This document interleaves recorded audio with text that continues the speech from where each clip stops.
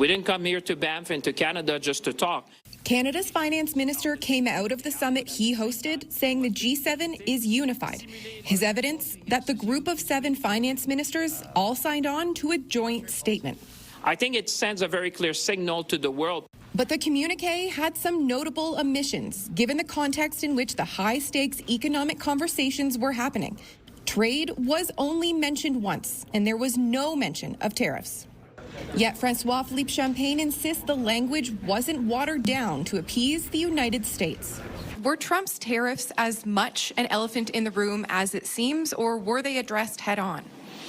Well, you know, there's always discussions about how we can do better amongst the G7 members, because obviously we have big things to tackle. So there's no doubt that there's discussion around that policy of tariff by the United States. But I would say there's also a very constructive discussion about what's the way forward. Canada's central banker and summit co-host said the candor behind closed doors puts Canada on solid ground going forward.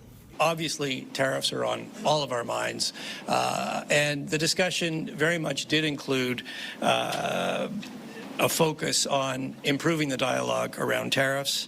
Uncertainty has come down, but we clearly have more work to do. That work will continue in Kananaskis. Trump's office confirmed today that Air Force One will be routing to the Rocky Mountains next month.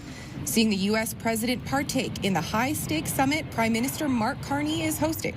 President Trump will travel to the G7 Leaders Summit in Canada from June 15th through the 17th. As for what finance ministers were able to agree to, a new call to action on financial crime, a commitment to assess the risks of a surge of low-value shipments coming into G7 countries from China, and continued support for Ukraine, though no new Russian sanctions yet.